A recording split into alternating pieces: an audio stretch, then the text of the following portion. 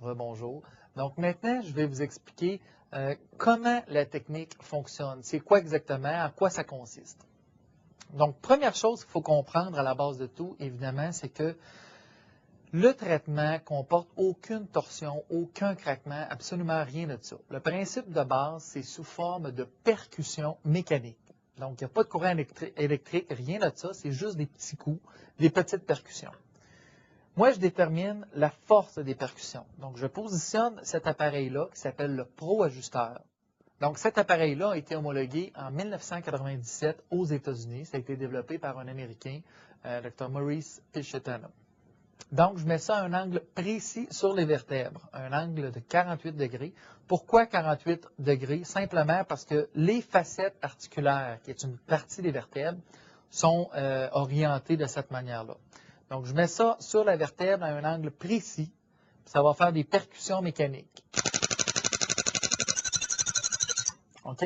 Donc, peu importe que la vertèbre soit déplacée en rotation droite, en rotation gauche, en flexion latérale droite, flexion latérale gauche, peu importe de la manière qu'elle est déplacée, le principe, c'est qu'on va faire osciller la vertèbre pour qu'elle se réarticule bien entre celle au-dessus et celle en dessous. Donc, de ce fait, la vertèbre va mieux bouger, elle va être mieux positionnée et surtout, le nerf qui voyage entre les vertèbres va mieux fonctionner. Moi, ce que je détermine la force des percussions. Donc, ça peut varier de 10 livres. Donc, vous voyez qu'on n'entend pas grand-chose. Cependant, pour les personnes plus costaudes, peu importe, on peut augmenter à 35 livres pour les percussions, ce qui est quand même assez fort. Cependant, les personnes, en général, je vous dirais dans 98% des cas, ne sentent presque rien lors du traitement. La principale raison, il y en a deux en réalité. La première raison, c'est que chaque percussion obtenue sur la vertèbre est environ 4 fois plus rapide qu'un muscle d'un être humain. Donc, c'est extrêmement rapide.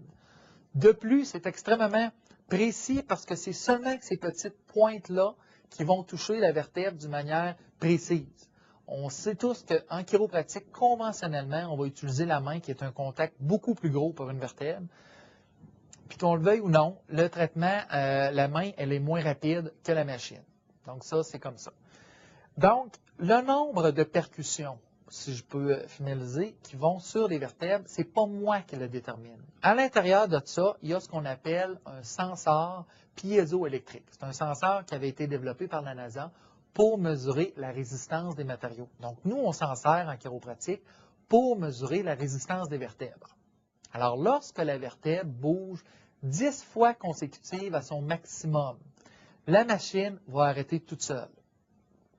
Donc, ça peut prendre 10, 15, 50, 40 percussions. C'est jamais la même chose pour chaque vertèbre, étant donné que chaque vertèbre sont différentes.